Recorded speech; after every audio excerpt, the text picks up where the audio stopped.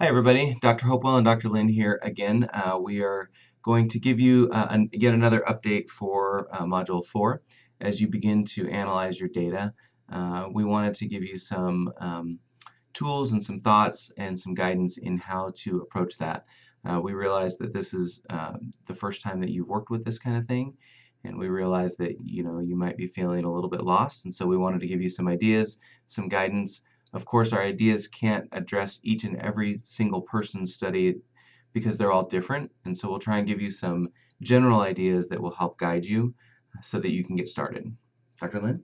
Okay, one of the things that I wanted to share with you is when many of you are doing mixed studies where you have a quantitative aspect to your data collection, that's usually pretty simple for teachers because you're used to working with things like mean, medium, modes, ranges, that kind of thing.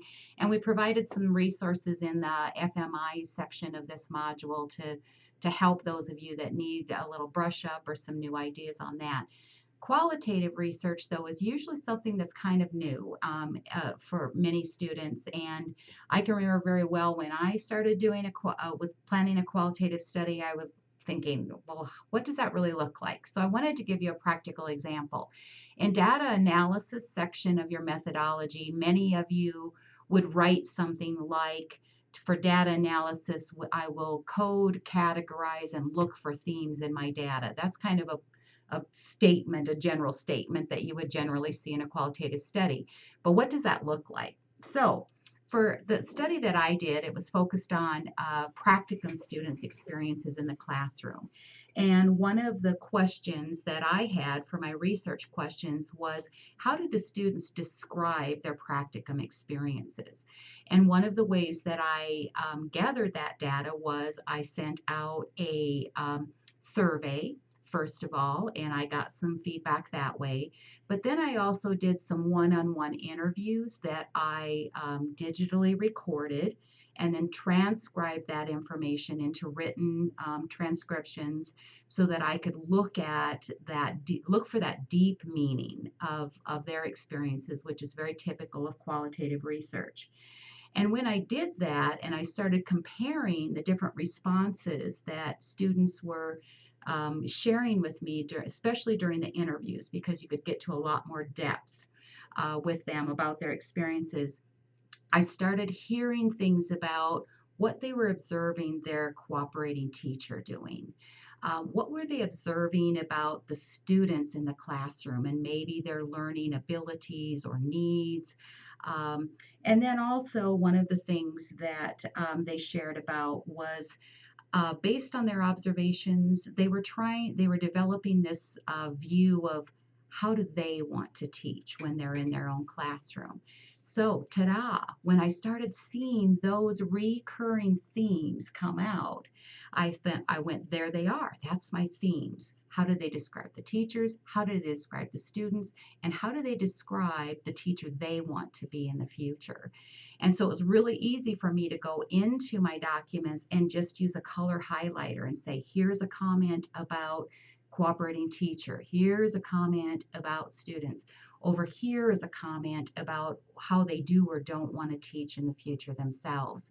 Then I could easily take those statements and put them all together in categories so that I could say, based on their descriptions of cooperating teachers, this is what subject one said, this is what subject two said, this is what subject three said. And so it really made it very, very visible for me to see what are they getting out of this experience. The real plus to doing that as well, and it gave me that visual way of looking at my data in the relationship that it had, was when I went about writing an article for publication, it made it really simple for me to organize those findings into charts that fit well into an article. So, Dr. Hopewell, what are you thinking? You know, it is something new, and I want you to don't get paralyzed by the idea that you're not really sure how to do qualitative analysis. Start doing it, because if you don't start walking down that road, you're not really going to start to get a feel for it and experience. It will actually start to come to you a little easier as you do it. And there's some technical terms in qualitative data analysis that you don't need to memorize, but I'll just tell them to you. When you start with your surveys, they call that open coding. When all you're doing is you're reading through and you're looking for themes. And you'll notice Dr. Lin mentioned that when she was coding her transcripts, she wasn't necessarily looking for anything specific. And in qualitative data analysis, you have to be sure that you're not blinding yourself to all the other possible observations that you could make. So if all she was doing was looking for comments about student teach or about cooperating teacher, then she would have missed all the other things that she mentioned and Absolutely. missed all the other things. So we call that open coding. It's open because we don't really have a specific thing that we're looking for. We read through, we try and ascertain what is this respondent talking about, what are the things that they're concerned about. It's kind of about being a good listener. So you're not only are you're hearing what they're saying, but you're listening to them and hearing what they're saying. And um, so you want to start coding those things, and then it's just going to sort of be scattered all over the map. But then what you'll find is start noticing that certain things, even though they have different names or different codes, start to clump together, and you can change those to all kind of match. And then you start to get those, and we call those axial coding, when you start to get themes that have like an axis, that everything sort of revolves around that axis, or it revolves around this axis. And then the real interesting thing is, where do those axes intersect? And that's really when you get deep into your analysis. So I just want to encourage you to get started on that.